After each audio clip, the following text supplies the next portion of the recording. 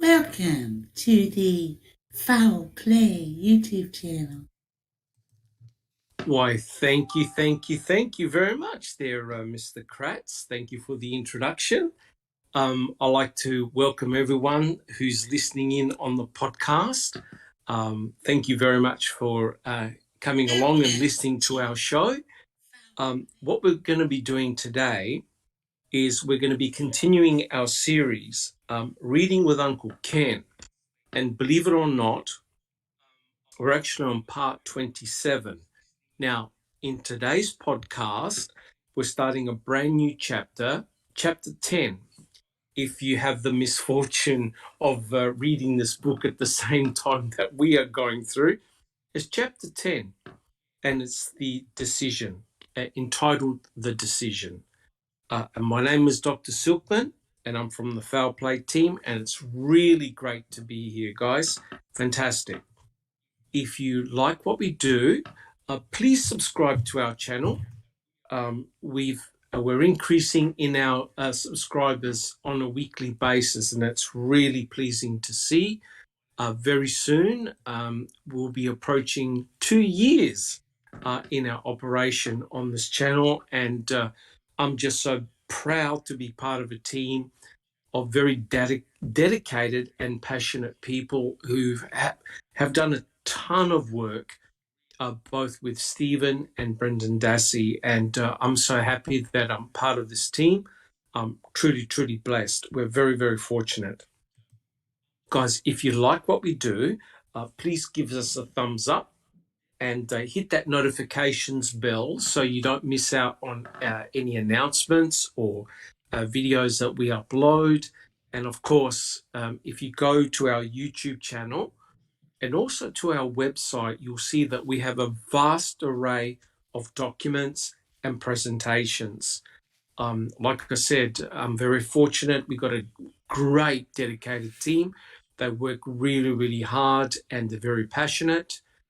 And we look at this case, I believe, in an open and honest manner and fashion. We look at all sides, right? And we try and look at the evidence. We try and look at all the original documents. And like I said, if you come to our library on our webpage, we have a lot of documents that have been FOIA'd, and they're there for free for you to read and do your own research. Fantastic. Well, look, guys, like I said, today we're going to start a new chapter, chapter 10, called The Decision. But before we do that, I'd like to welcome my esteemed panel for all their wisdom that they're going to provide. And what I'll do is I'll get everyone to announce their name so people on the chat have a chance to listen to their voice. Alice. Hello, I'm Alice, and I'm a mamaholic. Thank you, Alice. We have Bibi. Hey everyone, I'm Bibi and I am a mamaholic. We have Checking Convictions. Hey everybody, and I am not addicted. We have Jack 61. Hello everyone.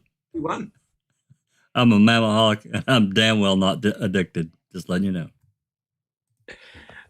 We have Neverly. Hi everybody, this is Neverly and I'm a mamaholic and proud of it.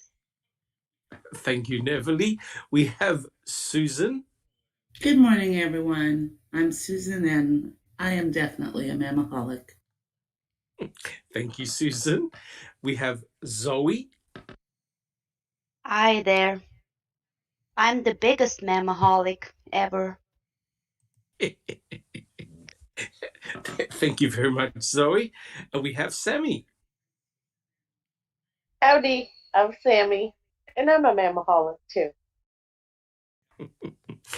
And welcome, guys. Welcome, panel. I almost feel like... Hey, one more thing. The tests are in, and a couple of you were not truthful. Yeah. Of course. Checking Convictions, did you have a comment?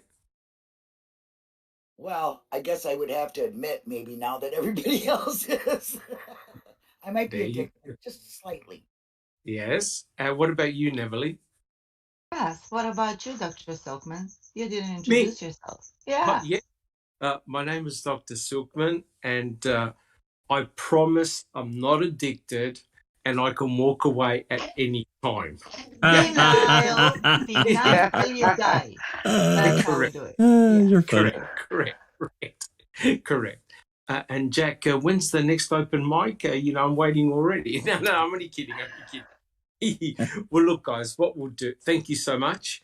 Bibi, did you have a comment? Oh, a bunch of people are asking what open mic is this week. Jack 61. Any idea about the next open mic? No. I'm just mulling about 20 things over, and I just haven't settled yet. I don't know. Throw a dart at them and figure it out, right? Well, I mean, there's so many things that we could talk about. I don't know. I haven't made a decision. I'll try to decide today and get something posted. Sorry. Very nice. Very nice. Well, look, thank you very much, guys. Like I said, we'll make a start, and it's likely that Checking Convictions and Sammy will be checking out the chat. So if you've got any questions, don't hesitate, put them in the chat, and we'll try and answer them the best that we can. Guys, if you've got any improvements that you'd like to see in the podcast or suggestions, hey, put them down in the chat. We'll go through it and we'll try our very, very best. All right. Well, if you remember from the last series of podcasts that we did on Chapter 9, basically it was Ken Kratz talking about Brendan Dassey.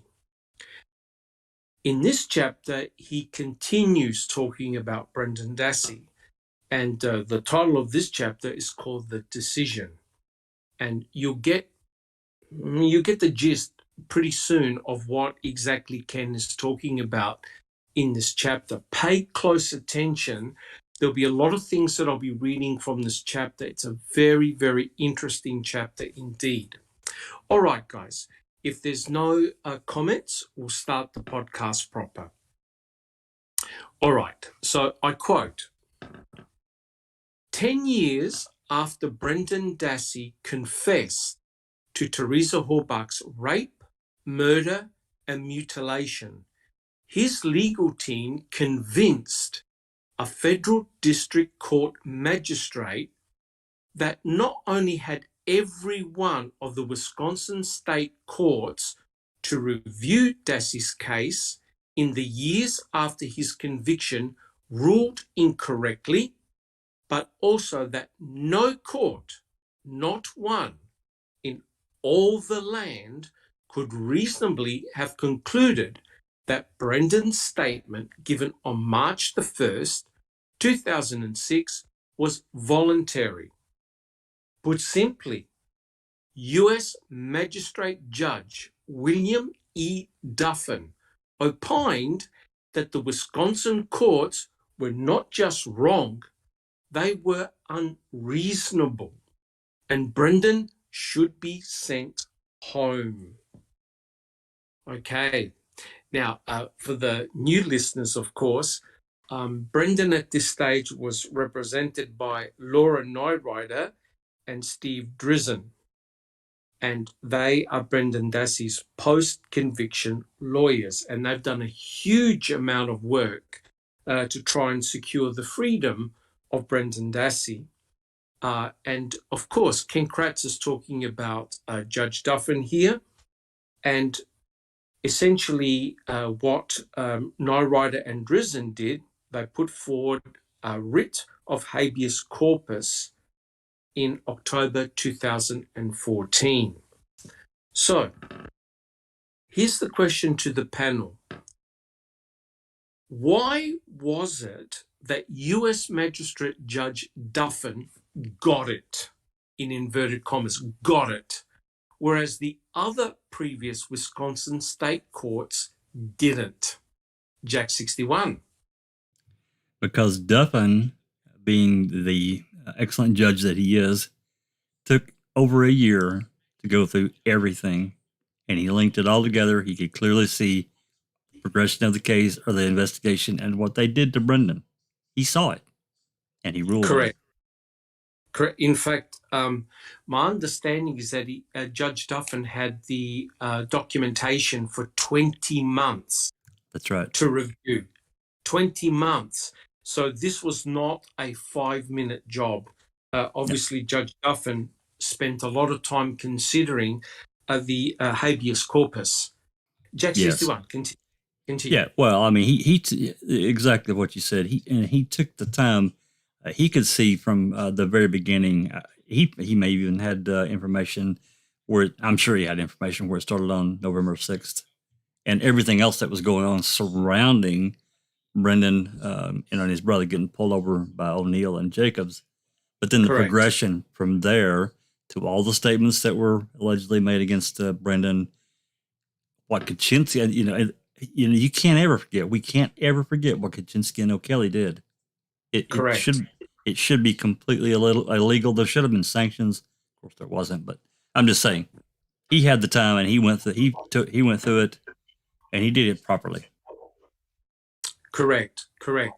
And I'm sure that both Ryder and Drizzen were, extremely surprised by the outcome. Sammy, do you have a comment? Well, I'm imagining this is why he is a U.S. magistrate judge, because he actually does his job. 100% correct. 100% correct. This is this is a person with, I don't know a lot of the background of Judge Duffin in terms, I haven't done much research about him, but quite clearly he's a senior person in the judicial system, right? Not a fly-by-nighter, someone with a lot of seniority. Susan, do you have a comment? Well, he's also out from under the influence of Wisconsin. That's correct. He's federal. Yeah. That's correct. So one would assume that he's got no skin in the game, per se, right? There's nothing at stake for him here. He would look at the evidence as he saw fit. And remember, by evidence here, guys, we're talking about words, right? So the main thing about the habeas corpus was, was Brendan Dassey's civil rights somehow broken, or did he not receive proper assistance from his own attorneys? These are all the things that the Judge Duffin had to have taken into account, and he spent 20 months on it. Alice, do you have a comment? Yeah, the fact is, Doc, is that Judge Duffin actually took the time to read the whole case, to maybe even watch the interrogation video as well. I mean, he took 20 months to do it, so in my eyes, he looked at that from start to finish, and he also looked at it with common sense. And as you say, he didn't have anything to gain or lose from making the judgment that he made. He made that judgment because he knew it was the right judgment to make, and he's seen what all us are seeing, and it's only the courts in Wisconsin and the people in Wisconsin that have got their eyes closed to this whole situation. Yeah, that's a real excellent point. It's very interesting that all the rejections that Brendan received were from courts in Wisconsin, as far as I'm aware. And as soon as it was taken out of Wisconsin, Judge Duffin actually ruled in Brendan's favor, which was very, very interesting. Fantastic.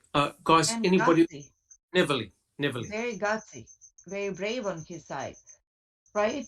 Oh, Because prior to that, what do we see? The same story over and over and over again, just like in Stephen's case. So we need a Duffin for Stephen, who's going to say, hey, this is all bullshit. Correct. It took a lot of guts for Judge Duffin to do that, and of course we know how it all turned out in the end. But interestingly, that Judge Duffin actually spent the time to analyse all the interrogations that took place, especially Brendan Dassey's March 1st interrogation, which I must admit, even to this day, I find it really, really hard to go through. It's really, really a tough read, and it's tough to listen to as well.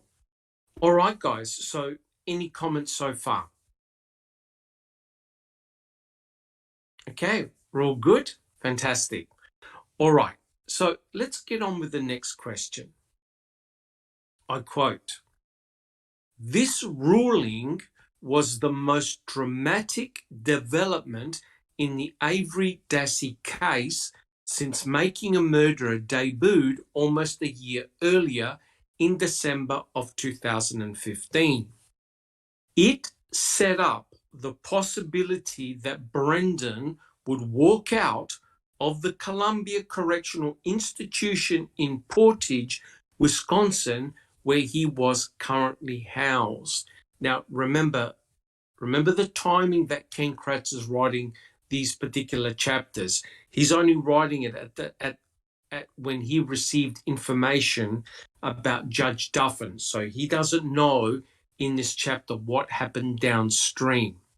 So the question to the panel is this: why was Ken Kratz so obviously disturbed by Judge Duffin's opinion in regards to Brendan Dassey? Okay, it's quite clear from the verbiage that Ken Kratz uses. He's worried. Ken Kratz is worried and disturbed. Why, Sammy? Because that would unravel his whole narrative. Yeah, 100% correct. 100% correct. Yeah, you're right. If Brendan Dassey is released, then the state are in big, big trouble. Thank you, Sammy. Very good point. Jack 61. You know, if you look back at a lot of things that weren't necessarily, I guess, published in a court setting, but looking at the emails that floated around that we've all had a chance to see, and the steps that he took to try to secure himself and Fassbender, and these emails to Tom Fallon. Of course, by that time, we're talking years later, what time frame you're talking about, and he's trying to, nose around and find out, hey, if there's a mock trial, I'm your guy. You need to come to me. It was really kind of weird, to be honest. Go ahead. I was going to say he wanted to reinsert himself back in the case. Oh God, yes, he did. Yes. So looking forward, looking from that perspective, it really was kind of strange, because at that point he was probably out of his job for 7 years, I guess. Thinking back at that. So, and yeah, without Brendan, Stephen's case is totally different. It's totally different. Correct, 100% correct. And that's why I believe people like Ken Kratz, and notice it was Kratz that was making all the noise, right? You don't really see much of Tom Fallon as in approach the media or write a book or want to have a... Jack 61. Yeah, I mean, remember, I believe it was at the oral hearings that Kratz showed up and was selling his damn book. I mean, that's correct. Yeah. Come on. That's correct. Yeah, he used it. I think he came in with his bride wife or child wife or something like that. And he was quite happy to talk to the media to promote his book. And it's very interesting that at about that time, both Kratz and Tom Fallon did that circuit tour where they started talking about the case and why Brendan and Stephen were guilty, etc., etc. Isn't that remarkable? Truly remarkable that they had to go on a tour to try and convince people of their guilt, which was pretty amazing. All right, guys, has anyone else got any comments? Why was Ken Kratz so disturbed about Judge Duffin's opinion? Anybody else? Alice? Because as Sammy says, Doc, his case would fall apart And not only that, all the shenanigans and everything like that happened during the case would all fall back on him, because he was the prosecutor and he went ahead and he went and done it. So with Judge Duffin, he knew his case would fall apart completely. Yes. Yes, correct. And I would dare say, and we know what happened, of course, in the future, the state would have been terrified with Judge Duffin's decision. And I could tell you right now, they didn't rest easy with it.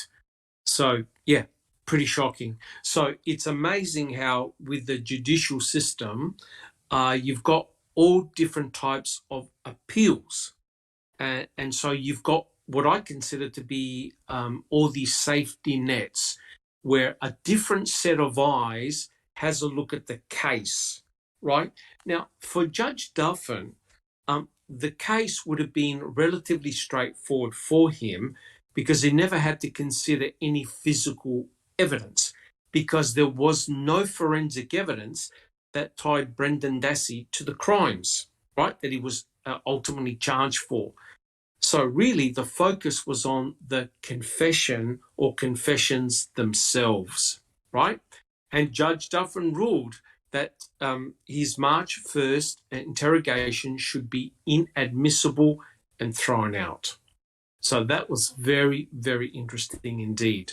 All right, guys, do we have any additional comments? Okay, fantastic. So we'll do the next question. And I quote, "So let's delve into the big decision." Notice what Ken Kratz called it, the big decision.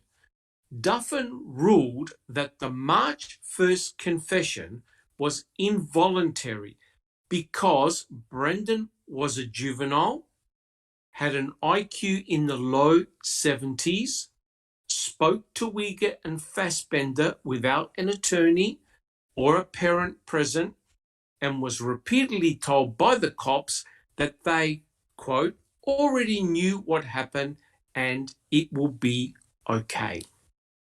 All right. So the question is, who agrees or disagrees with Judge Duffin's reasoning in regards to Brendan Dassey? Why or why not? Who would like to have an answer? Who would like to have a go? Neverly. It's hard not to agree to what he stated as a reason, because everything that he stated is true. Brendan Correct. was a minor with a low IQ in the 70s. He was there by himself, not represented with a lawyer or by his family or guardian, correct? So Correct. what's there so shocking, Ken? I don't see, well, yeah, what's your point? Correct. What is the point? That's all Correct. true. That's all Correct. true. And the totality of what happened, and the cops telling him, "Oh, it's okay, just tell the truth, don't lie, whatnot." How can they not see that that was a coercion part of it? Correct. But thank you, Neverly. But what's remarkable here is that Ken Kratz actually spelled out exactly what was wrong with the interrogation of Brendan Dassey. He actually wrote it down, which is almost like another embedded confession. Bibi. I just want to say, and even though he had no lawyer at that first one, by the time he did get around to a lawyer, Lynn Meow Kaczynski. Correct. That was like worse than having no lawyer. It's correct. Like an anti-lawyer, yeah. Correct. 100% correct. And we'll talk about this. The thing that we mustn't forget is that, believe it or not, Brendan Dassey's own attorney and the assistant to the attorney, Michael O'Kelly, were actually working with Ken Kratz and the state to get Brendan to agree to a plea bargain. Neville. What Bibi said, it's worse than not having a lawyer because it gives you that sense of false reassurance that, yeah, I'm protected, they're on my side. And then even Brandon figured out, like, wait a second, they're not on my side. They think that I'm guilty. They're striking a deal. Yeah, Correct. that's why he asked to change the lawyer when Fox told him no, which Correct. is like mind-blowing. Correct. We had a look at the 2010 post-conviction hearings, and the look on Brendan Dassey's face when he heard what Kaczynski and Mike O'Kelly were up to was just horrendous. Checking convictions. Yeah, I just want to say that I think Duffin really just looked at the whole case the way it was presented. His lawyers, especially, knowing that Brendan didn't have anybody on his side, he just felt it was completely unlawful and, against his civil rights, and he made the right decision. I mean, Kratz is just sorry he did. You know what I mean? I think he's just really sorry he did. 100% correct. Yeah, absolutely. And those, if you haven't had a chance to have a look at those 2010 post-conviction hearings, they are essential. They're absolutely mind-blowing and very disturbing. Jack 61. Yeah, we'll be finished with Brendan's recording Brendan's trial very shortly. We actually did Susan and I and Kat did a really long session yesterday covering Dr. Robert Gordon, day 8 in Brendan's trial, and he was called as by the defense, talking about not false confessions. Unfortunately, I'm not really sure why they picked this guy, because he didn't really have any background in false confessions at all. Yes. It was really, I don't really understand it. I'm sure Susan can comment about that too, but the way that Kratz approached him and questioned him about what Brendan, well, he really tried to concentrate on Brendan's grades and how normal Brendan was, and which was not true at all. But to his credit, this Dr. Gordon, he was kind of strange in the way the way he answered. Maybe because it was his real first time in testifying at a jury trial, but I think he was really smart enough. He looked at the totality of how Brendan acted, not only to him, but throughout. He saw the interrogations and these various things. So to his credit, I think he saw that, and he still said that, what Brendan said he made it up. That's basically what he said. He just made it up. Correct. Yeah, 100% correct. Yeah, I remember Fallon actually making fun of that particular doctor. Like Fallon had no idea where he was coming from, and he was glad that he had left. Yeah. And I'm thinking to myself, what am I hearing this correct? But that's how much regard they had for him as a professional, right? It's a pity in a way that they didn't have an expert in false confessions, right? Because they would have laid it straight on how the Reid technique elicits false confessions. Jack 61. Yeah, they absolutely should have had someone there that could have talked to the jury straight about false confessions and how they do happen. Even in 2007, they knew that false confessions did happen. Oh, absolutely. Absolutely. Thank you, Jack 61. Susan, do you have a comment? Yeah, I'm just going to say Brendan's false confession is just text to the Reid technique. It's so obvious. Yep, 100%. And that doctor, he didn't have the experience with false confessions. And Kratz brought up, 3 common types of false confessions, which had nothing to do with Brendan's confession. And, the defense didn't come up with the Reid technique either and say anything about it. So yeah, I mean, they really missed out there. Yeah, there was only a couple of comments. I remember his attorney, Fremgen and Edelstein, said on camera, as in to journalists or to the film directors, but not really discussed in court, which was a real shame. Yeah, which was a real pity. Thank you very much, Susan. Jack 61. Yeah, Susan will also remember this. That another thing that really came up a lot was suggestibility. They talked about that a great deal. How suggestible, and this doctor that tested him, he used various tests. It wasn't just like one test. There were many tests. One of these was a test that had like 460 questions, I think, true false answers. So Yes.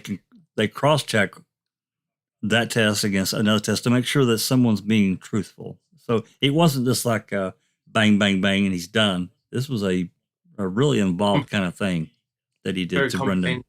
Yes, it was very comprehensive. So yeah, they really went after the suggestibility too, which I thought was good.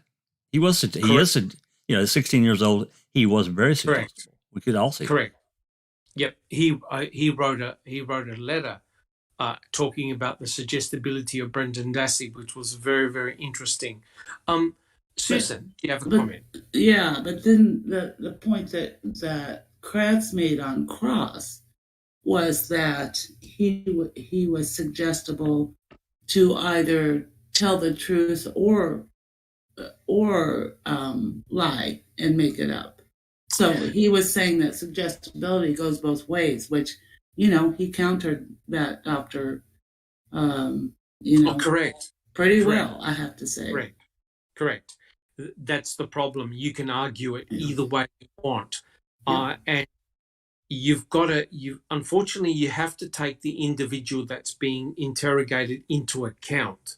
You need to take into account their IQ, their age, their mental ability, their environment at home. You have to take into account many, many factors, because not everyone is a textbook example, right? There are so many variations that you need to take all those factors into account.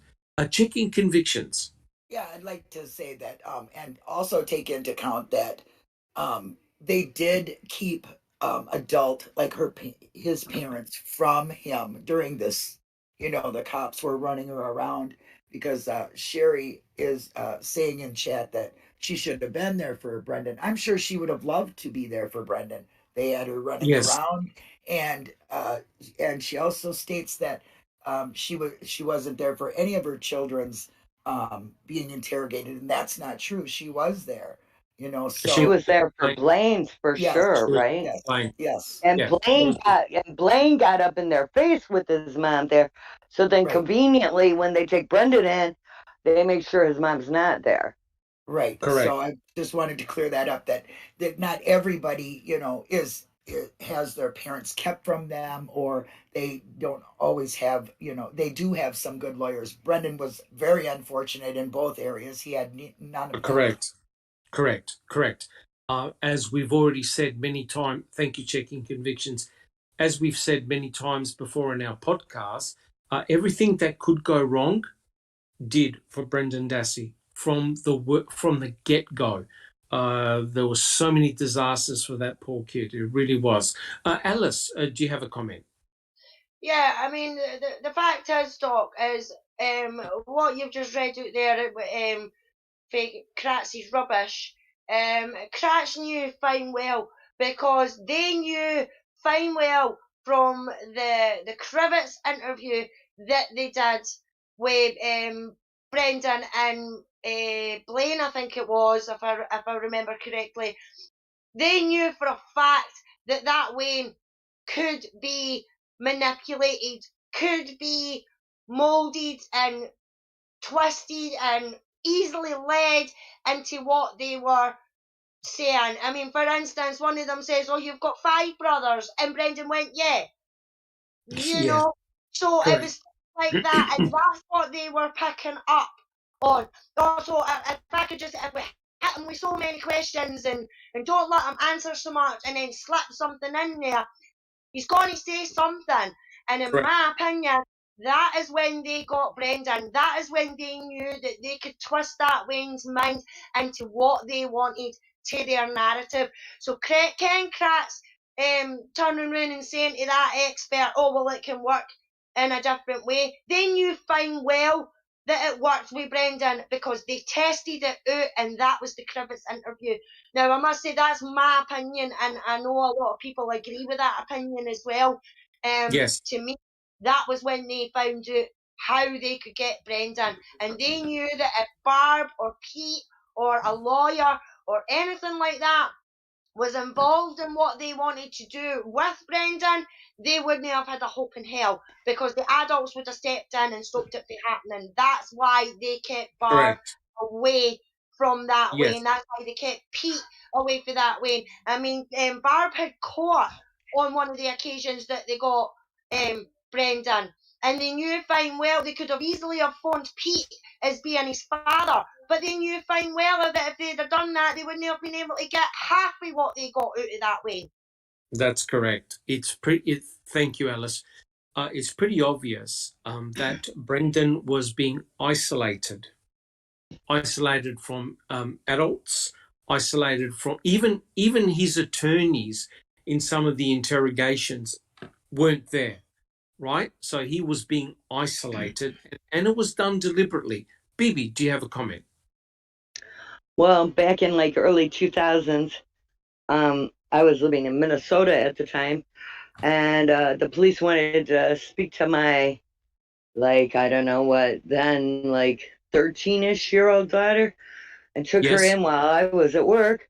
She did get to call me and tell me that they were taking her in, and I did talk to an officer. I said, I'm going to leave work and come there. And they told me not to, that if I left work and if I came to the police department, that I would be arrested for interfering. Yes. For interfering. Yes, for interfering with the police investigation. My Yes. God. Yep. So I was not allowed to go. Yes. So, and police will threaten you and threaten to arrest you, and if you even try and go, you know. Correct. Yeah, that's correct. It's not good. It's not good. And we've actually read in the chapters in some of our podcasts, Ken Kratz was delighted that Barb wasn't at the interviews. He was delighted, and I bet you Wiegert and Fassbender were as well. Jack 61, do you have a comment?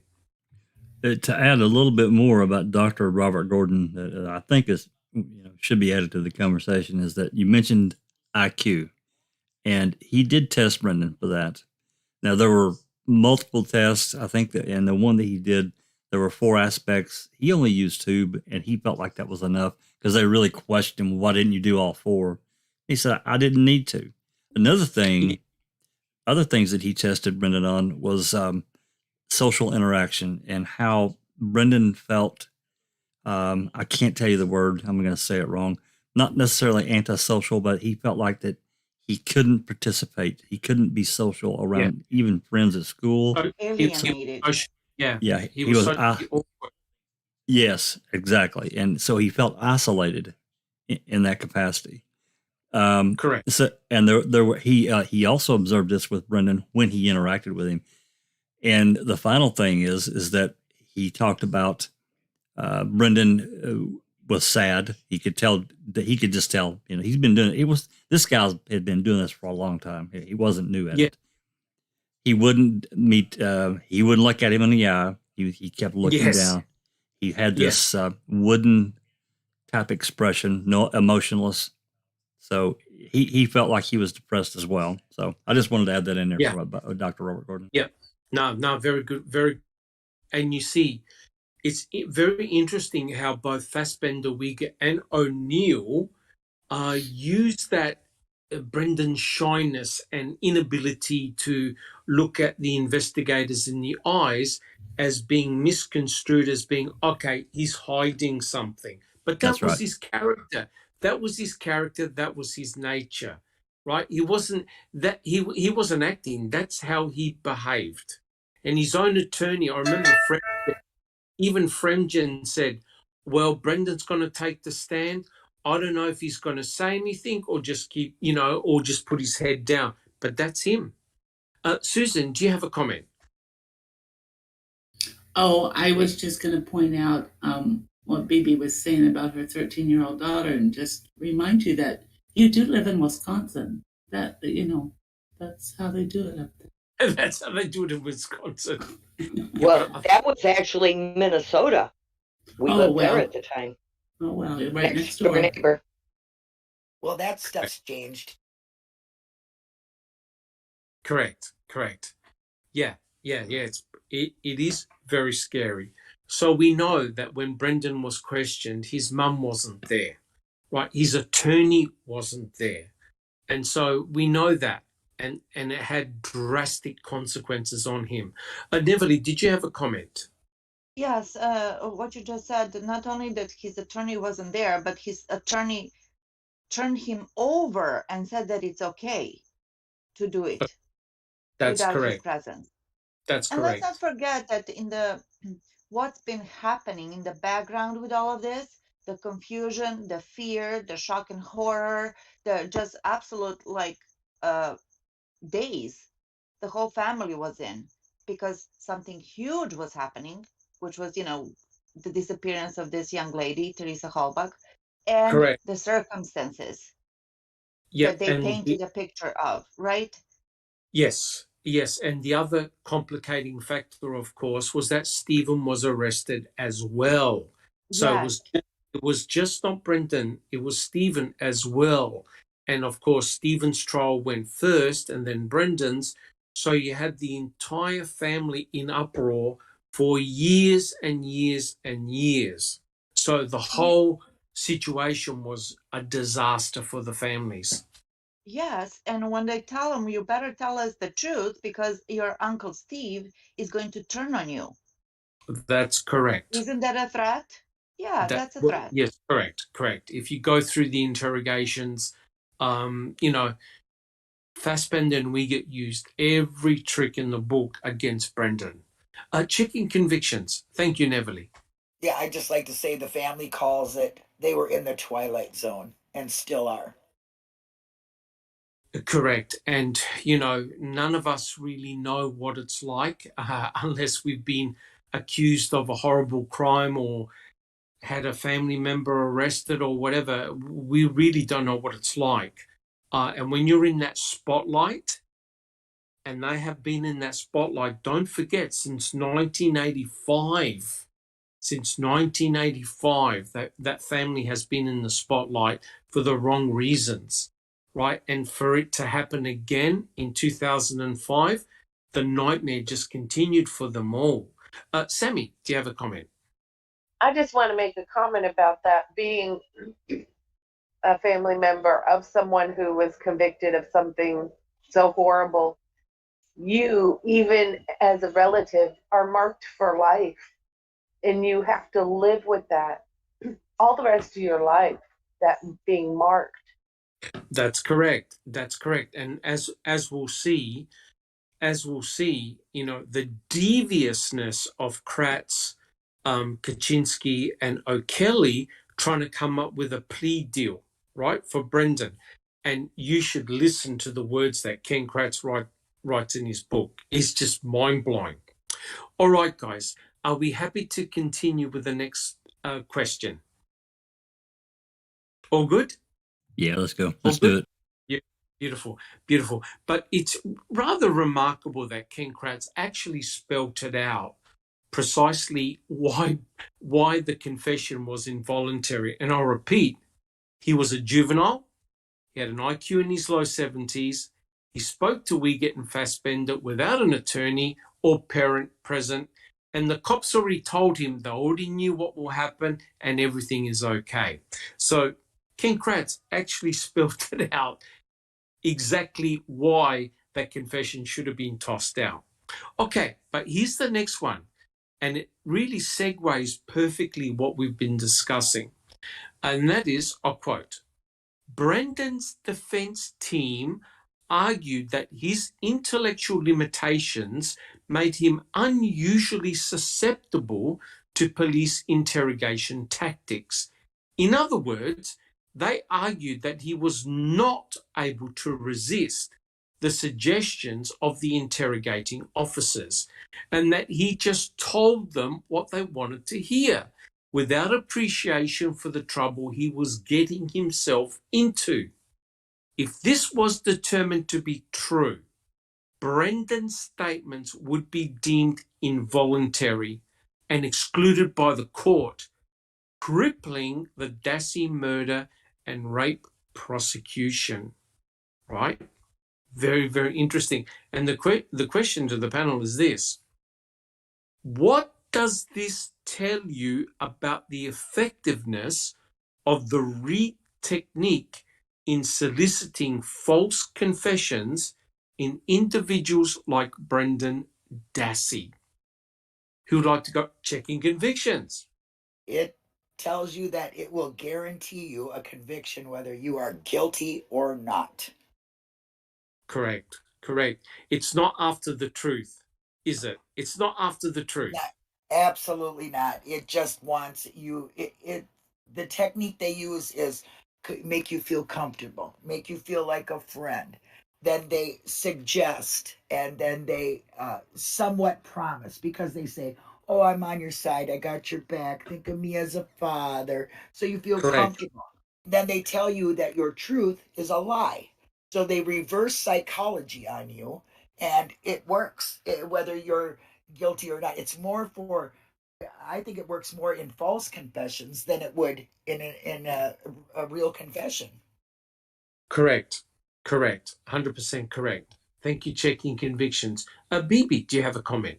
It's actually meant, the Reid technique is actually meant to break a hardened criminal down, to get Correct. him to admit. So if it's supposed to work on some criminal mastermind, what do you think it does to a innocent person who has intellectual disabilities? You know? Yeah, correct. Their will is broken. Their will is broken. And like I said, what happened to Brendan Dassey is not unique. We've seen many documentaries, I've read many books in which people were subjected to the Reid technique, and there were no forensic evidence that these individuals were involved in the crime or even in the same state where the crime took place, yet they admitted to having committed horrendous crimes after 12 to 14 hours of constant interrogation without being asked if they wanted to go to the bathroom or whatever, not given water or food. They're basically in a state of delirium, and they want to get out of the interview room. Jack 61. We have to remember that the Reid technique is designed to do one thing, and that's to elicit a statement. It does have nothing to do with the truth. That's correct. Elicit a statement. And that's all that they're looking for. Hey, you admitted to it. Thanks. We're done. Yes, correct. And once you have committed to something on paper and you've signed it, dated it, you're toast. You are toast. Checking convictions. Yeah, I'd like to just give like here's two really good examples of the Reid technique. One, Brendan, they used, they used niceness. Okay, let's just say they were friendly with that Reid technique. The other one is Michael Crow, where they were persistently mean and not letting him go to the bathroom and, things like that. So you can see the two different, same technique, two Yes. different children. One who could think real well, had no problems in school. The other one who was learning disability, which would be Brendan. Correct. That's very good examples right there of the Reid technique used on children. Fantastic. And of course, Brendan is a non-aggressive kid. He never answered back in a nasty fashion, never showed any arrogance, never tried to be smart. He tried to do his best, right? And that's why they tried that particular approach with him. They tried to make him feel real guilty, and the mere fact that the investigators knew everything about what happened and it was okay to own up. Neville, do you have a comment? Yeah, that Reid technique is really, really dangerous. And as we know, that to overturn something, to make a new law, it takes decades, right? You need to have Correct. enough people to sign up for this. It needs to be really bulletproof for a new law to come in. So look what they're doing now. I think that 3 states have outlawed the Reid technique on minors. You can't lie to a minor. Correct. Unfortunately, it takes eons to pass something like this, but maybe in the future, you know what I mean? It will Yeah. be better.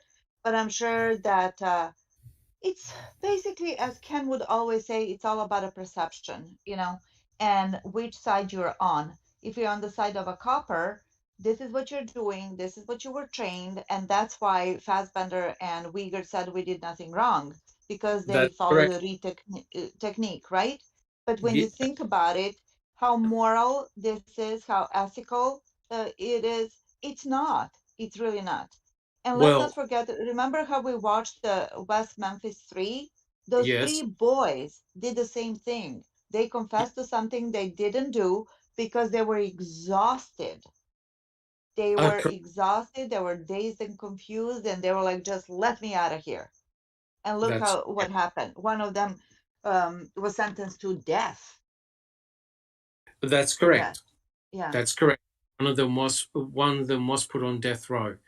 And you make a mistake like that, and then all of a sudden, years down the track, you find the real murderers and real killers. It's too late. You can't bring anybody back. So Yeah. the Reid technique, as used on Brendan Dassey, was extremely devastating for him. Thank you very much, Neverly. Susan, do you have a comment? Yes, and the 2 pieces of evidence that Kratz is so proud of and loves to point out, the game-changing bullet and the hood-latch sweat, those were both given to Brendan on a platter by Fassbender and Uyghur. They're the ones that Correct. that led him to that. That's 100% correct. And the interesting thing about the hood latch was they wanted Brendan to actually say that Stephen Avery had disconnected the battery. Mm-hmm. That's what they wanted them to say, because they knew that the battery had been disconnected. Brendan had no idea about the disconnecting of the battery. And it was Fassbender who said, "Oh, your uncle was under the hood. We know he was under the hood. Was he under the hood, Brendan?" Well, yeah, if you told me he's under the hood, that's all they needed. All they needed. Yep. That's all they needed. Thank you very much, Susan. Alice, do you have a comment? Yeah, I mean, just the fact of the Reid technique. The Reid technique has not been used in the UK for years, years and years. I've been trying to find exactly when they stopped using the technique, and everything that I've came across, it only really states that it's America mainly that still uses the Reid technique. Yes. You know, so if there's a lot of other countries and other police forces around the world, say, that are realizing that this Reid technique is not worth the paper it's written on, that you're getting false confessions and everything like that, then why can the American system no understand that as well? You know, Yeah. because as we've been talking about, a lot of the people that are in prison that are wrongfully convicted have all confessed through this Reid technique, you know. So I think it's ridiculous that it's still getting used in the United States, period, you know. That's correct. But you see, there's a greater issue here. And correct me if I'm wrong, Jack 61, but I heard a figure that in America at this current moment, there are over 200,000 people who are falsely in prison, right? It's a huge number. Yeah, I heard up to somewhere around that number. Yeah, I have read that. Right? And what did Kathleen Zellner say? Before you have a chance of being exonerated, it can take up to 15 years before your case is heard. And the Innocence Project team receive hundreds of applications per week, and Yeah, unfortunately, they could only pick one or two. So yeah. that I've goes got, to I've show got. the Sorry, magnitude. Doc. Sorry. I've got a thing here. It says 30% of the people exonerated by DNA in the United States falsely confessed to crimes they didn't commit. Total number of people who have confessed to a crime they did not commit is unknown. Oh, yeah, that's the problem. That is the problem. Thank you very much, Alice. Checking convictions. Yeah, I think most prosecutors, their creed is get the conviction and let the truth fall as it may. Oh, that's correct. And what did Dr. West say? Dr. West said, if we make a mistake, we can open the door, right? So it doesn't matter if you got someone on death row for 20 years. If you finally admit that you've made an error and that the forensics is all garbage, we can let them out the door. But the reality is you have destroyed that person's life forever, and compensation is not going to help them, right? The mental torture that a lot of these people suffer is incalculable. We've seen many documentaries. We've heard many people that have been exonerated speak. They're a mess. They're a basket case. That they're paranoid. They're scared that they're going to get picked on again by the police. It's not an easy thing. Neverly, do you have a comment? Yes, I think that I'm not the only one who feels this way. I've seen it in chat that this was absolute psychological child abuse and that it shouldn't be allowed. Now, we're not going to be shooting anybody, but seriously, I was so happy to hear that wheels are turning in that regard because, okay, let's draw the comparison between Brandon, who was 15, 16 years old at the time, and Ryan Ferguson, who was 17 at the time of his arrest. And Yes, let's compare those two interrogations. Ryan, who was of able mind and body, he was fighting. He was denying everything. He was like, no, I did not do it, and I'm not going to say I did it. And then he was aggressive about it. Rightfully so. correct. Rightfully so. He was defending, protecting himself. And then look at Brandon, who was subdued, who was Yes, just, yeah, no, extremely yeah, submissive. Yes, exactly, suggestible and everything else. So yeah, it's absolute abuse of what they did. And especially without a parent. And even when they read the Miranda rights, I wouldn't know what to say. I would think that that's just a formality and that I don't have a choice. That you can correct. walk away, that you can do this. And on top of all of that, Brendan not understanding the Miranda rights, even though he said he did, even though he initialed Yes, every single point, you know, um, in addition to that, oh, I lost the chain. Never mind. yeah, I'll come back. Okay, yeah, sorry. yeah. You're too steamed up, Neville. You're too steamed Yes, up. I am because this is hitting home for many, many, many, many people. Many I, people. I This promise is pure abuse. after this book, we're going to read Harry Potter. How about that? Yes, yes, Alice Sounds in good. Wonderland, something good. Yes, Harry, this is what Harry I Potter, wanted to say. Harry Yeah, in Potter, addition, owned philosopher. yeah, in addition Or- to not understanding the Miranda rights, he was hidden from his mom. He was a- interrogated, oh, let me just go to school. We're just going to go to school and ask him some questions to clarify. And then we correct. know what happened. It just progressed to worse and worse and worse and worse. And when Brandon said something about the RAV, the car, in the Yeah, beginning, he said, I've never seen the car. And all of a sudden, he knows that his uncle was sweaty when he did something under the hood. correct. So look Correct. at the leap of faith over there and the Grand Canyon Yes, inconsistency. correct. Mm-hmm. Thank you, Neverly. Yeah, Brendan's Dassey's recollections in his various interrogations, just like Frengen said, are garbage. Nothing makes sense at all. Susan, do you have a comment? Yeah, I just want to say that it's all well and good that they've outlawed lying to juveniles in these 3 states, but they didn't take it far enough because perfectly capable adults have confessed under the Reid technique. And I think it Oh, needs to happen for for everyone, Correct. not just juveniles. But 100% agree, Susan. But there's a big issue here. There's a big issue here, and that is if they open up the door, if they open up Pandora's box, states potentially are going to be financially crippled, especially if they check every case in which the Reid technique has been used, right? And you have this common element in individuals. They can either be very smart, they can either be intellectually disabled. It doesn't matter. The Reid technique, the way the investigators question individuals, they will falsely confess to things that they never ever did. And when they're asked later down the track, why did you say that you committed this murder, committed this rape? And the person says, I don't know. I just wanted to get out of there. Yep. But the damage is done, Susan. The damage is done.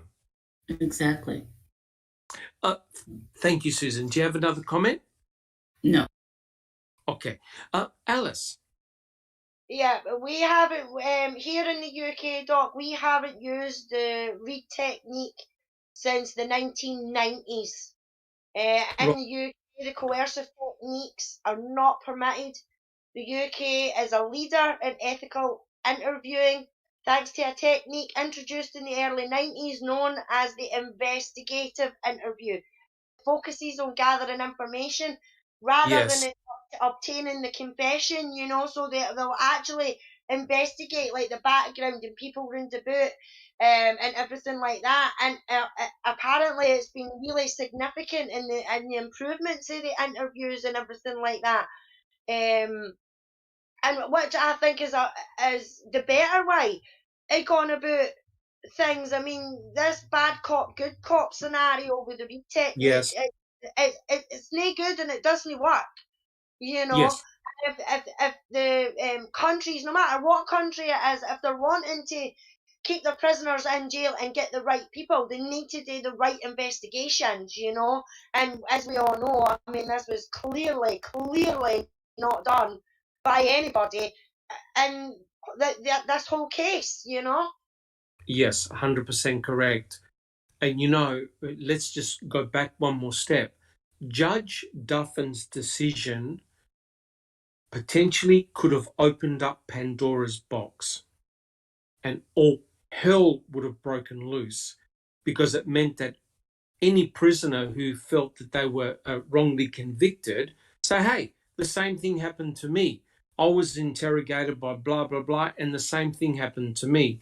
So you can see that the state, under all circumstances, had to protect the Reid technique, because that's what was used in interrogations for years and years and years to put people in prison. So if you destroy the Reid technique, if you say, no, it's no good, it's going to solicit false confessions, especially in the young individuals without legal representation, the whole system will collapse. Neverly, do you have a comment? Yes, a very important point that you drew home, Dr. Silkman, that it was opening of the door for many other prisoners, and the state would just like fall apart, and they're going to do everything, like they are doing everything to stop that, with Stephen's case, with Brendan's case, and many other cases. But That's correct.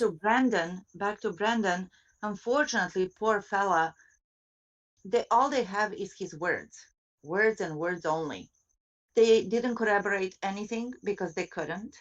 And there is no DNA for Innocence Project to get in and to say, well, DNA proves this or whatnot. You know, like they're trying to do that in Stephen's case. And it's still unsuccessful, even though that we all know that it's all bullshit, you know, like the item FL, like the blood. And yeah, so it's those words that the confession, whether it's, you know, voluntary or involuntary, whatever it was, that trumps all DNA. That's right. That's right. Yeah. You make that confession. The same, like I said, the same thing happened to Ryan Ferguson and Chuck Erickson. Yeah. The The prosecuting DA said, you're not going to hear about any forensic evidence linking these two to the crime because there isn't any. But we do have an eyewitness. We do have an eyewitness. So Erickson had a dream that both himself and Ferguson murdered this journalist. A dream. And mind you, they underwent the Reid technique, right? And if you watch the interrogation, it was the investigators that were feeding the narrative to Erickson. Erickson got everything wrong, and they fed him the narrative. And then what Erickson did was adapt the narrative to what the evidence showed.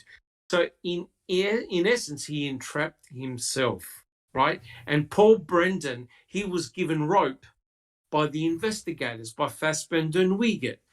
Rope. And it got to the point where Paul Brendan hung himself. And a lot of the narrative came from the investigators. When Brendan Dassey provided information, how did he have that information? He even told his mum, I guessed. He guessed. Susan, do you have a comment? Yeah, I think your point about opening Pandora's box with the Duffin's decision and even the 3-judge panel was a big catalyst for the en banc hearing. And the reason they took it and the reason they shut it down, because it would have affected the entire United States. And yep, 100% correct. 100% correct. So don't you find it interesting, guys, that both Stephen Avery with his civil suit could have opened up the MTSO, Kaseric and Vogel. That had to be shut down. Brendan Dassey with Judge Duffin. That could have opened up all the things wrong with the Reid technique. That had to get shut down. And it was done very cleverly using legal means to do it, which is incredible. How are you going to solicit a change where there is a resistance to change? Neverly. Yes, awesome point, Dr. Silkman. I just wanted to also go back to Ryan Ferguson and Chuck Erickson case. When the prosecutor said we have a witness who's gonna say, yes, we saw these two boys. And then when Zellner stepped in, she figured out that the witness, quote unquote, was actually blackmailed because he had some dirt on him. Correct. Right? And he recanted. He recanted. Yeah. And then recanting, just like Eric Ferguson did, just like Brendan Dassey did, they're going to say, well, how do we know you're not lying again? That's 100%. If you said you're lying, you know what I mean? So it's a really, really difficult to overturn confession. But this is the problem, Neverly and the panel. The problem is if you get it wrong in the trial, you're backpedaling, and it can take 15 years to correct a wrong. And that's why it's so essential to get proper legal representation immediately, not after your trial, because it's almost look at all the hassles that Kathleen Zellner is now facing with Stephen Avery, right? The Court of Appeals are using every legal trick in the book to block her. Jack 61. Thank you, Neverly. Yeah, that's a great point. Again, we've talked about it. I'm sure we'll talk about it in the future. But here's another problem. What's happened in the trial, we know that there were so many lies told during the trial, and they weren't addressed at the trial. So the Court of Appeals is like, hey, it happened during trial, or it didn't happen during trial. That's what we're basing it, good part of our stuff on. So too bad. That is correct, because the Court of Appeals sees what happened in the trial as the truth. So that's why the people like Nyrider and Drizzen have said many, many times it's almost impossible to reverse a decision once a decision has been reached by the jury. Almost impossible to overturn it. Alice, do you have a comment? Yeah, I just want to point out that just because I said that we have not used the Reid technique since the 90s, I've been slapped in the face recently by saying, oh no, we wouldn't do that here, and it completely has happened here, and the instance of that is the Luke Mitchell case, and Yes, Joe Jones case, and in the interviews that he was doing, in my opinion, the police were using the Reid technique because they were telling him that he was lying and everything like that, and they had the good cop, bad correct. cop. You know, you had the one that was screaming at him, no, look, you're lying, you know, we've been told this and we've been told that, and you're lying, you know, and then you have the other one going out and then coming back in again and being like, oh, come on, son, you know, are you sure that this is what's happening? So I'm not saying that it still doesn't happen here. It's not supposed to happen here with the Reid technique, but that's not to say that the police don't still try and get away with using it. Of course, You know, of I'm course. just not going to be slapped in the face stock again, you know, by saying, Of, oh no, yeah, we wouldn't do that. And then it, yeah, you know, but for what I've read with the Luke case and everything like that, part of that was used during of course, his interviews and stuff. So of course. Thank you, Alice. Part of the issue is that investigators are allowed to lie, right? And Brendan Dassey had no idea when they were lying and when they were telling the truth, right? And you can read the interrogation. Some of the statements that they made were complete and utter lies, and they were basically trying to set Brendan up against his uncle Stephen. They were basically saying, well, Brendan, if you don't confess, your uncle's going to say you did the whole lot, etc., etc., etc. And I believe that Brendan got convinced that Stephen had committed this crime, but when he wasn't there, when Brendan wasn't there, so he was convinced that well, the investigators are saying that Stephen did it. He must have done it, but obviously Brendan saw nothing. So that's the conundrum I think faced by Brendan. He got convinced by Fassbender and Wiegert that Stephen had committed these crimes, right? But not in the presence of Brendan. And somehow Brendan roped himself in. So as you know, guys, we've done all the readings. Brendan started by saying a very simple story. He got off the bus, he went home with his brother. His brother was on the telephone and he started playing computer games, PlayStation 2, watching a bit of TV, and hours went by. And the investigators told him, no, Brendan, you're lying, you're lying, you're lying. And even when Brendan changed his stories, they even said to him, no, that can't be right. So they tried to steer him in the direction that they wanted, right? Because they kept on saying to Brendan, oh, we know the evidence. We know what the evidence shows. You can't lie to us. In the end, poor Brendan didn't know whether he was coming or going. Checking convictions. Would you agree with that? 100%. Absolutely. And the other thing is, I know a lot of people, and even in chat goes, look, I won't succumb to the Reid technique. Nah, no way. I'm stronger than that.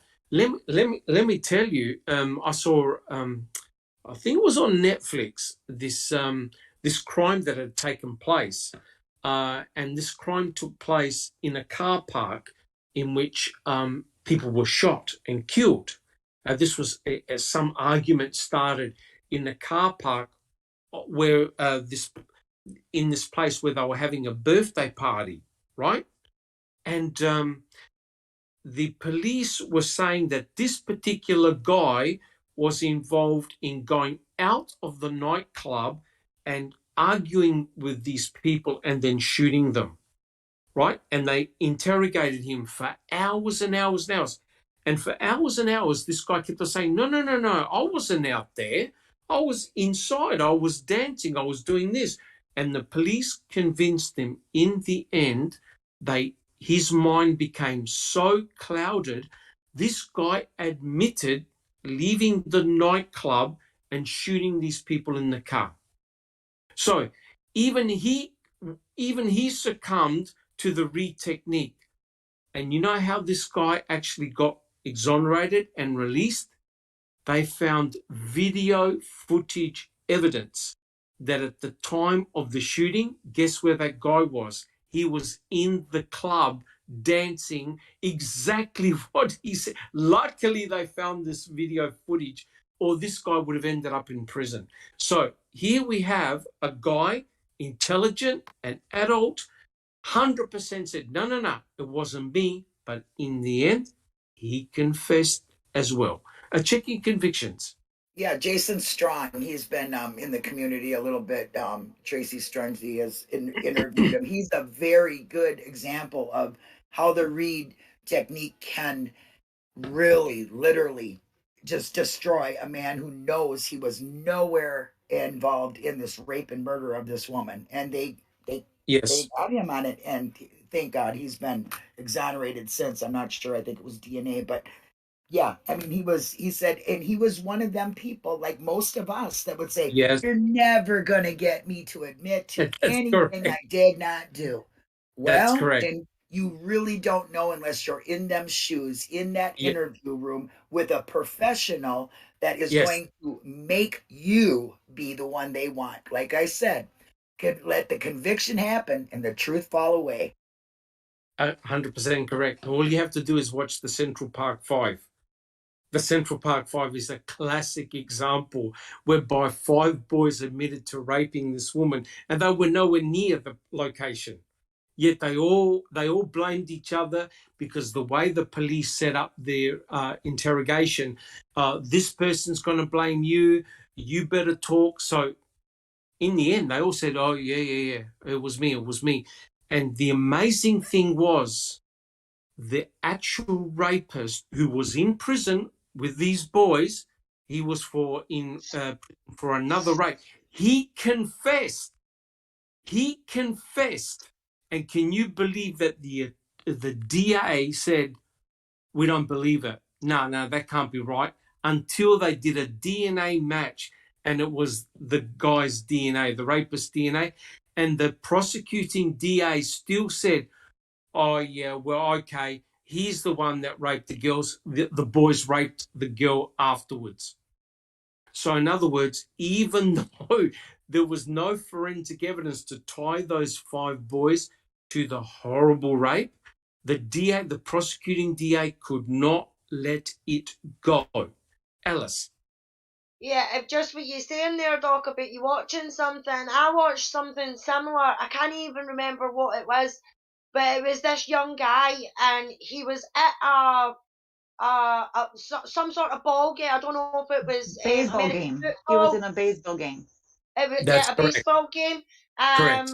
And he got accused of a crime that he didn't commit, and just luckily there was an American TV program filming in the stadium at the same time, and they heard of this young lad, and they actually went back on hundreds of hours of footage themselves, and luckily they captured the young guy in the audience. And I'm sure he shook one of the actor's hands and everything like that. So that's correct. Was the proof that he was there, and if it hadn't have been for that footage that had shown him, he'll be in prison. He'll be in prison. Yeah, exactly, Doc. Exactly. Correct. And that's the frightening part. You have to come up with evidence like that to actually prove what you said actually took place. Jack 61. Another case that we've actually we streamed on here on Discord a couple of times now, the Norfolk 4. I don't know if you watched that yet or not, Doc. But the Norfolk 4, have you seen it? Yes. Yeah, and not to go through and belabor every bit of that, but it began with one guy allegedly raping and killing his neighbor, and then that they elicited a name out of him. They went to that guy, listed a couple more names, went to those guys, listed, and this list grew because of this one detective, and then ultimately the guy that did it admitted to it, said he did it alone, but the prosecutor says, oh no, they all met up in the parking lot with this guy that they'd never met. Yes, correct. Yes. And did this crime. It was insane. Correct. I think who was it? They coined the term the unindicted co-ejaculator. That's right. That's right. So in other words, you were there. You didn't commit that crime, but you were there, and you did another aspect of the crime. It's because they can't actually say, I'm sorry, I made a mistake. They have to try and somehow rope you in as well, which is pretty bad. All right, guys, I reckon what we do another question. And so I'm going to read a little part out and then read out the question. Okay, I quote, after reviewing all of Dassey's statements to law enforcement, Judge Jerome Fox, now remember, this is the original judge in Brendan Dassey's trial, Judge Jerome Fox of the Manitowoc County Circuit Court ruled that Brendan voluntarily provided answers to questions, free from any coercion or undue influence. Specifically, the judge found, this is Judge Jerome Fox, I quote, he, Dassey, displayed no difficulty in understanding the questions asked of him. At no time did he ask to stop the interview or request that his mother or lawyer be present. Instead, he answered the questions put to him. Sometimes he revised his answers after being prodded to be truthful or being told by his questioners that they knew his answer was either incomplete or untrue and he should be honest. These appeals to honesty made by the interviewers were nothing more than a reminder to Brendan Dassey that he had a moral duty to tell the truth. Right. So that was a summary by Jerome Fox. Here's the question. Why are there such opposing views between Judge Duffin's and Judge Fox's opinion when it came to Brendan Dassey? So here, right here, we see the black and the white. Jack 61. Well, because he's protecting his judgment. He was the judge, so he's going to he was the judge. Yep. Yeah, guys, everything was great. Brendan answered all the questions put to him, and he was prodded a little bit. Yeah, but that's no big deal. So they're only seeking the truth, Jack 61. They're only seeking the truth, so they've committed nothing. No issues whatsoever. Checking convictions. Well, I'm just going to elaborate on what Jack said. It's like going, when you're going for an appeal, you have to go to the judge that convicted you. Now, how many judges are going to say, oh, I was wrong. So sorry. This was not done right. We didn't have his civil rights. That we took him from him. I mean, come on. He's not going to admit that, No. So it goes to show you that somebody who will not admit their wrongs and then another judge who will admit the wrongs, in my opinion. That's correct. And aren't in Wisconsin, aren't judges in America, aren't judges elected? Yes, they move up too. They first start out like Kratz. So you're lucky we didn't get him. Circuit court judges are elected. Appointed. Yeah, circuit court are elected. Then you get to the Court of Appeals; they're appointed. Now, how would Judge Jerome Fox be in an appeal saying, you know what? I reckon we did get it wrong. Brendan, you can go home. What was the chance of that happening? Political damage completely. Correct. God. Correct. I think they might find Judge Jerome Fox floating down the river, correct? Absolutely. Yeah, they're not going to, Judge Fox is not going to overturn his own, judgment. Bibi, do you have a comment? Well, Judge Fox is either falls into one of two categories, either an incompetent asshole or he was part of the Get Steve Avery at All Costs Club. Yeah, that's the way it seemed. Absolutely. All right, guys, do we have any additional comments? We're all good, Sammy?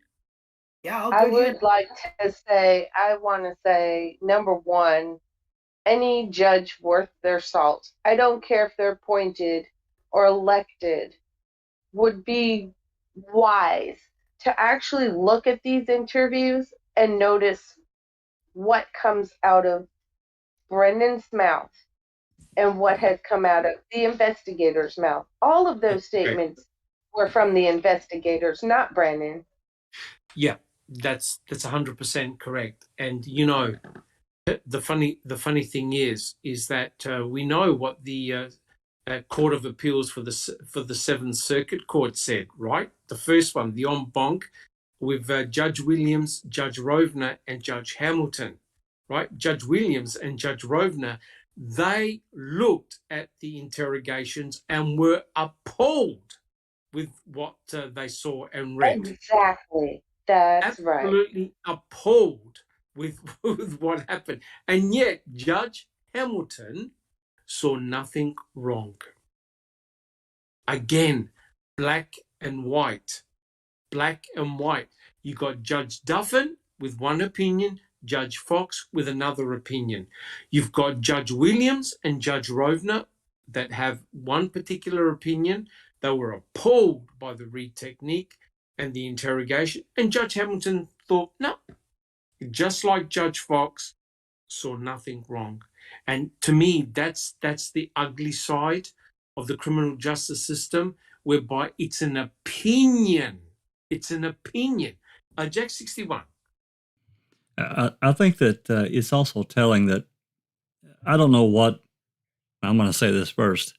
I've been doing a little more research, and from the time that Brendan was sentenced to the motion hearings in January 2010, we don't really have any documentation.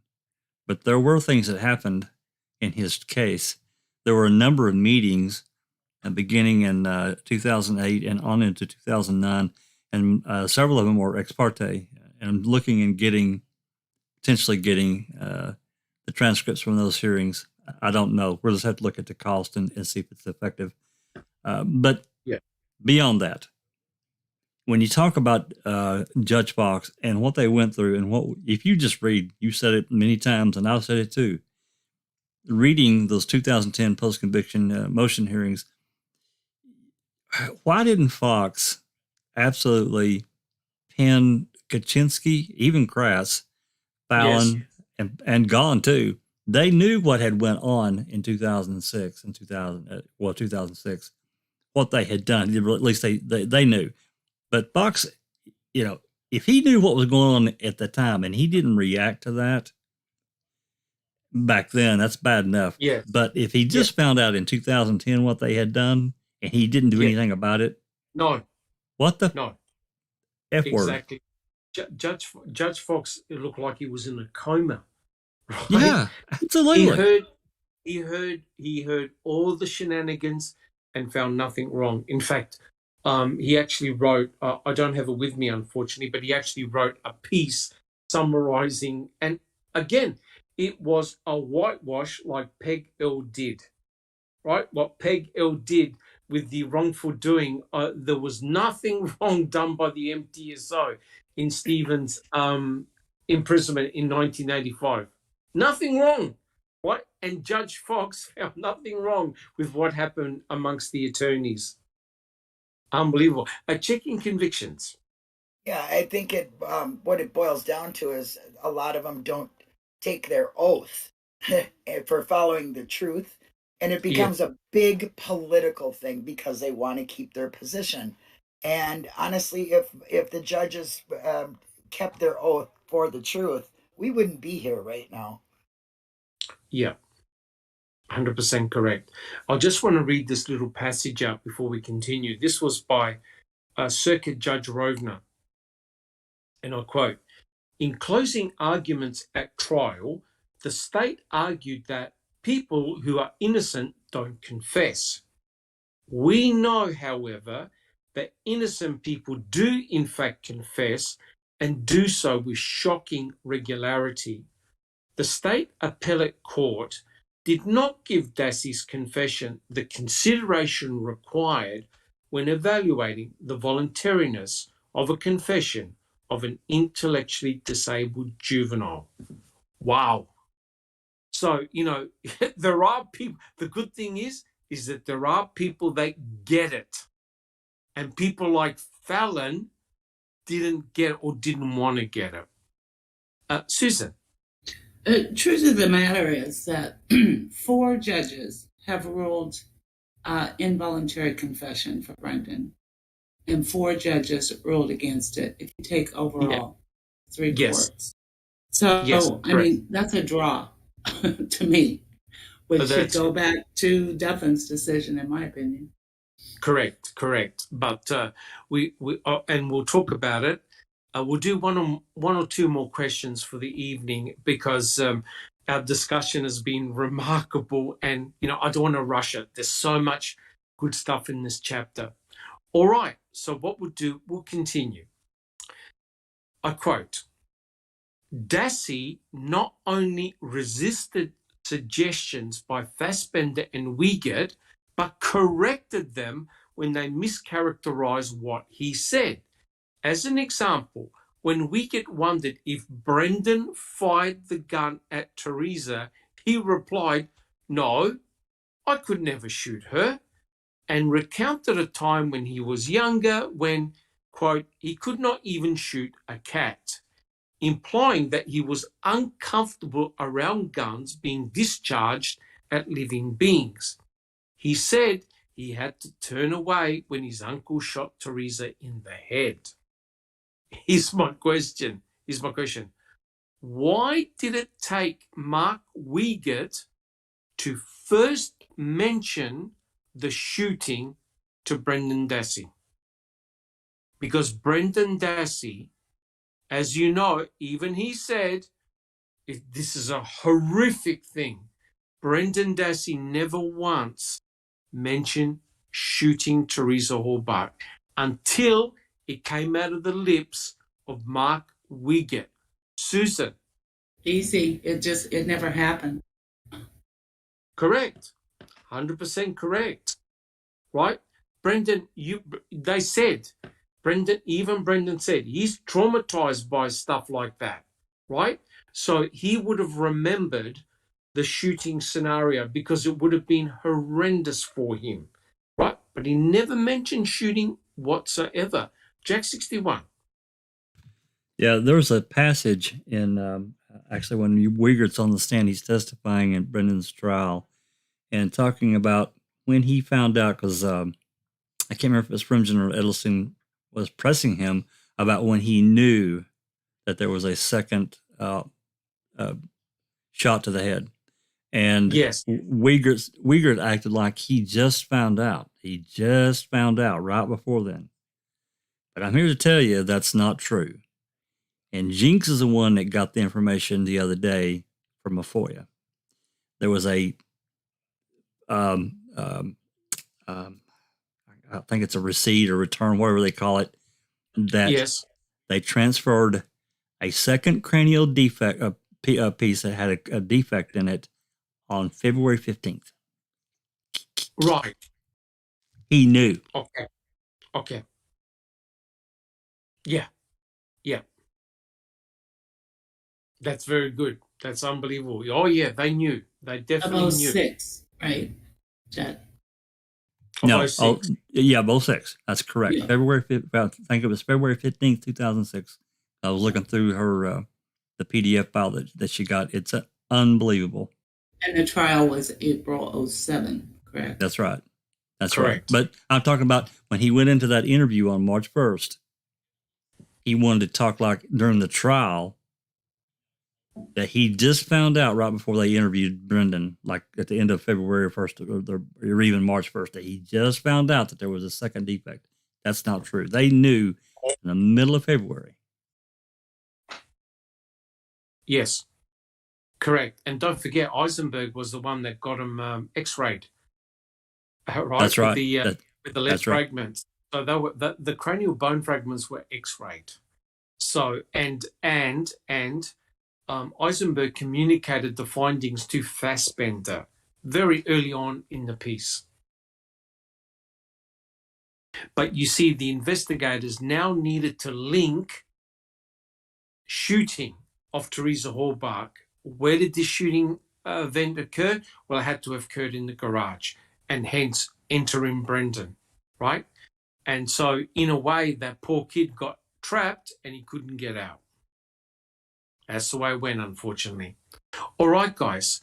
I reckon we do one more question. I'm a little bit conscious of the time, and I don't want to rush it because there's so many good stuff in this chapter. Guys, are we happy with that? Sounds good. Sure. Yep. Oh, yeah.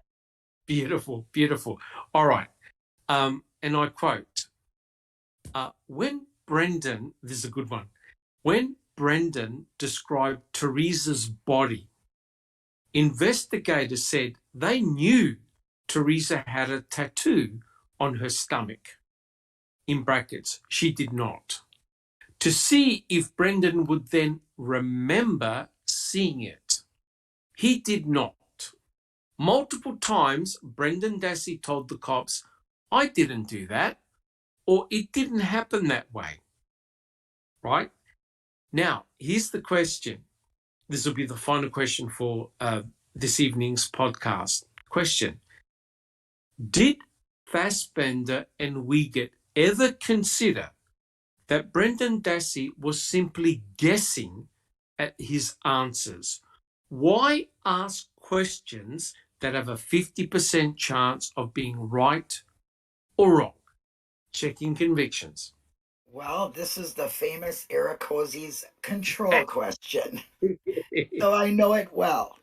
What they did was, that's how they find out if he's telling the truth or not. So when Brendan said he didn't see it, Tom Fassbender, are you calling me a liar? Are you saying no? He said, well, no. So they took that as him saying, no, there wasn't one there, when he was really saying he didn't know.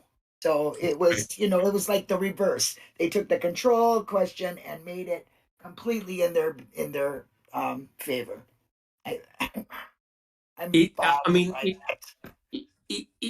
To me, it was nothing more but trickery. Yes, exactly. Nothing Total more trickery, especially on Brendan. Correct. And, if Brendan said, yes, I did see a tattoo, what do you think Fassbender and Wiegert would have said? Well, You're lying. You're lying. You're lying. You're lying. You're lying. Yeah, you're lying. So could Brendan actually give a correct response to that question? No, he couldn't give a correct response to any question because they just call him a damn liar. Yeah, that's what Eric Hosey was saying. He couldn't have won at this control question in either way. They made it impossible because they told him his truths were lies and his lies were truth. So the kid had no idea. No, that's 100% correct. And you see, you got to understand, or you do understand, that's exactly what Kratz and Fallon used against Brendan. Oh, he didn't resist the officers. He corrected the... Now, imagine you see someone on the street, right, fully clothed, and you get picked, something happens to that person, and an investigator says to you, did that person have a tattoo under their shirt? Yes or no? And you go, no, I don't know. Right? That's what Brendan was trying to say. But they took it as, well, he didn't see a tattoo because she was lying naked on the bed while he was raping her. That's the way they interpreted it. Checking convictions. Yeah, what they were doing was just trying to show that Brendan could have resistance to the truth or a lie. That's basically what they were trying to do. Correct. But as you know, that question is a 50-50. It's like phone a friend or have a guess. And no matter what Brendan how he answered that question, the investigators would have twisted it around. If he said, oh, yeah, I did see that tattoo. Yeah, you're right. He would have said, Brendan, you're lying. We know she didn't have a tattoo. Why are you lying to us? So that poor kid, he couldn't even answer any of their questions, because if you don't know, you don't know, Neverly. Well, whenever they told him you're lying and why did you tell us this like before in the first interview, he would say, well, I guessed it. And that didn't like Yeah, ring a bell to them. They were yes, counting on that. They were correct. just twisting and roping and, you know, weaving the web until he was caught. There was no escaping, no way out of that position, Yeah, no escaping. in fact, in one of the calls when he spoke to his mum asked him, where did you get all this information from? And he said, I either heard it on the news or saw it on the news, or I guessed.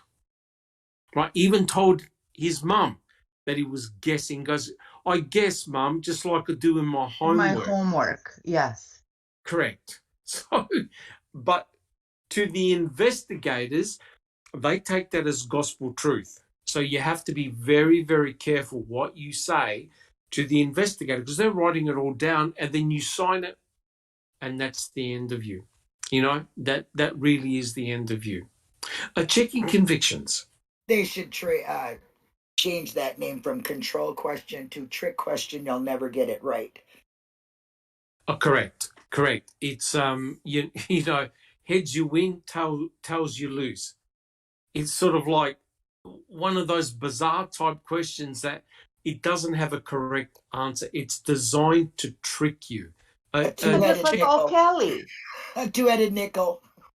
Correct. A two-headed nickel. Correct. Just like Correct. Kelly told him, check the box. Yes, I'm sorry that I did this, or no, I'm not sorry that I did this.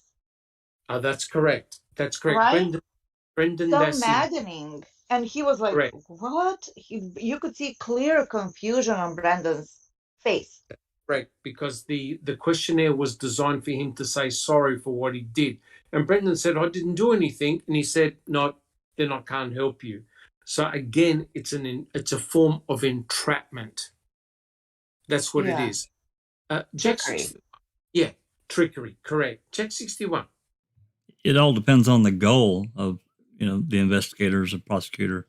If their goal is to get a conviction, that's exactly how they conduct business. There's no way to win. No matter what he said, oh, that's great. Yeah, you told us the truth. Nope, you're a liar. That's not, Yes. You need to change that. Well, yes. Well, here's the problem. It's actually quite simple. All the investigators believed that Stephen Avery was guilty. No question. The investigators believed that Stephen Avery was guilty in the murder of Teresa Horbach. Here's the problem. They know that Brendan Dassey was with Stephen. So Brendan Dassey could have said, hey, look, I was with my uncle. I never saw Teresa Horbach. He never did any of these things. He couldn't have done the crime. Or alternatively, he could rope himself in, and he basically put himself into the narrative, because I believe Brendan was convinced that Stephen had committed this crime when he wasn't there. So somehow he wrote himself into the narrative deeper and deeper and deeper. But if you look at his interrogations and checking convictions and Jack 61, they'll back me up, his story changes all the time. And his very last interview, I think done in May the 13th or something like that, the wheels completely fall off, right? He's backtracking at 100 miles an hour. And Fassbender and Uyghur said to him many, many times, we're going to leave, we're going to walk out, you're lying to us. Brendan was already starting to recant. So some of the things he said, they did. in the first couple of interrogations said, no, that didn't happen. So he already started to recant his story. His stories, his confessions, his recollections were just junk, absolute junk. All right, guys, do we have any comments? Nope, looks good here. Looks good? Fantastic. All right, guys. Well, I reckon what we'll do, because we've actually got quite a lot of questions in this very important chapter, let's leave it there, guys. And let's go down the list and tell us and the listeners how you've been going along during the week. And yeah, let us know. Alice. Yeah, all good my end, Doc. Nothing really new to report. Looking forward to see what the open mic's going to be.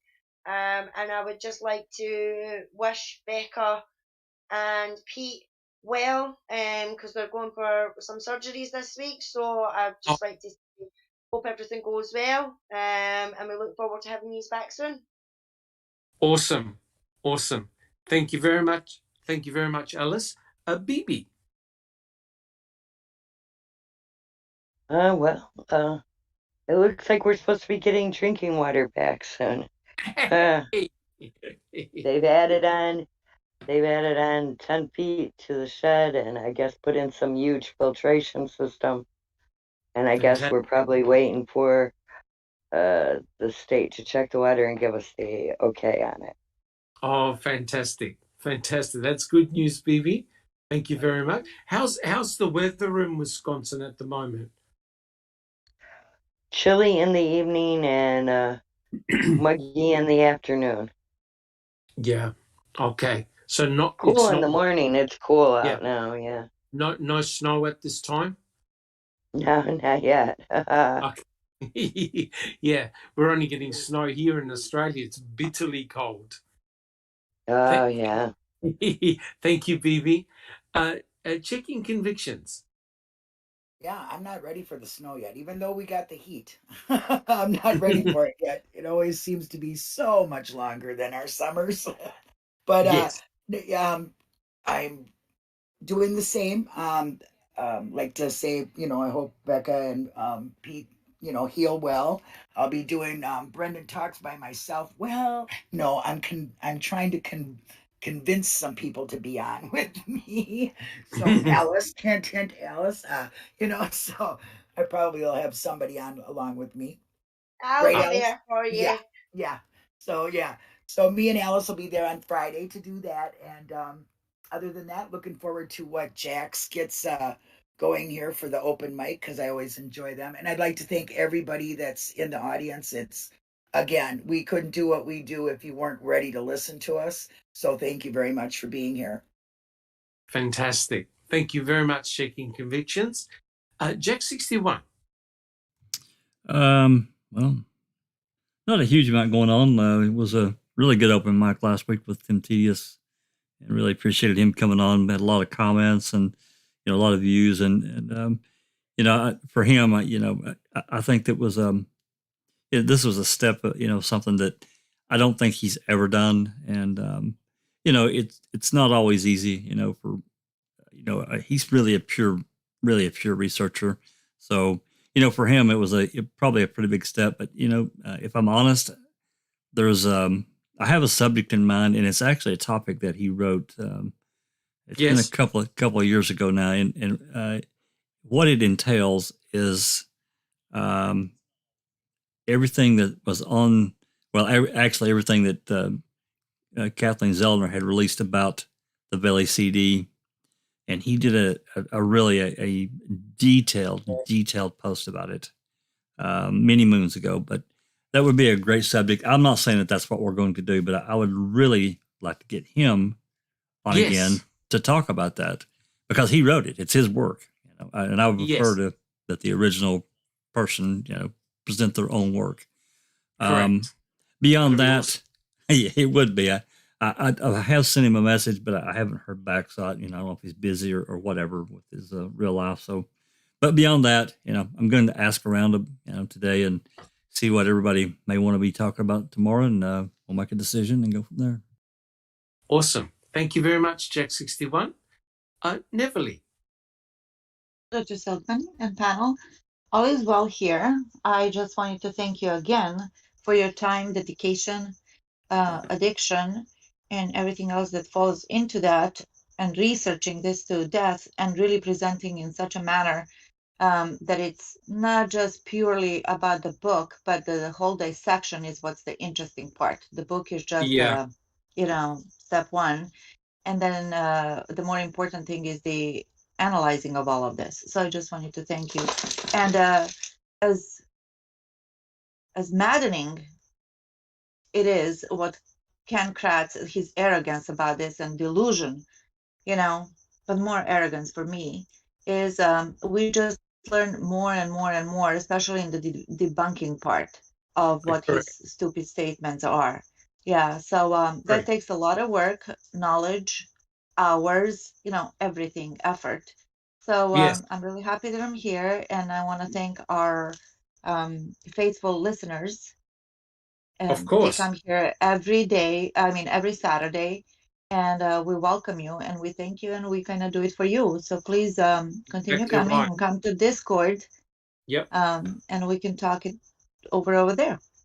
Yep. Without our listeners, we've got nothing. And without our supporters and subscribers, we have nothing. So we're very, very thankful, guys, for you listening into our podcast. Fantastic. Thank you, Neverly.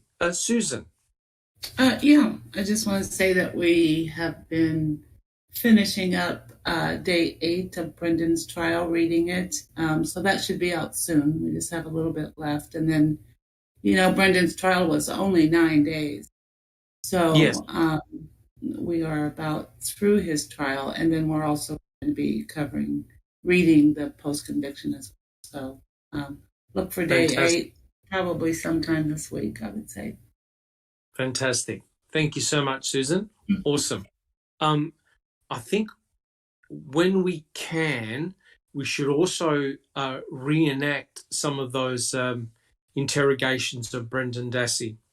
I think when you read, I know they're painful to read, but they really tell you a lot about Brendan, his character, his personality, and Fassbender and Wiegert.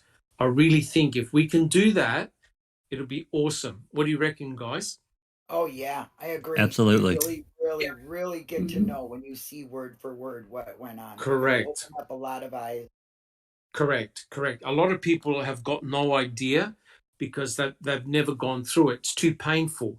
But I think it might take a while to do, but I think it's worth it that we read them out. We play the character roles, Fassbender, Wiegert, Brendan Dassey, and read it. And I think people will be shocked by just how much garbage came out of those interrogations. Unbelievable. Zoe. Yes. No, I didn't want to say anything. I'm sorry. Oops. I am sorry. No problems at all. Thank you very much, Zoe. Sammy, how about yourself? I'm doing quite well. Thank you for asking. But I do want to mention something about all of this. I want people to continue to follow this case, get involved in this case, learn all you can about it, because I have a feeling that these people in Wisconsin who think it's okay to put people behind bars for things they did not do are about to meet a new generation of protesters. They're not going to be on your side anymore. They're fixing to crack your shit wide open. So y'all need to write this program. They need to get with the program and do this right, because I have a feeling that in cases like this, we're about to start seeing stuff we've never seen before. But I'm giving a warning. I think so. Yeah. I think you're correct, Sammy. Thank you so much. How have you been? Me? Yeah.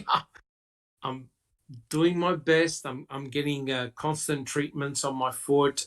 It's a slow process, unfortunately, but I'm doing all the right things. keeping healthy, and lucky I'm not addicted or anything like that. But yeah, so touch wood, it's a slow process, but hopefully I'm on the mend. All right. Well, look, guys, what I like to do, only take 1 minute. I like to read a final summation point that Circuit Judge Rovner said in her report, which was very, very interesting. I quote, "This is about Brendan Dassey. And in fact, that is just what occurred in this case.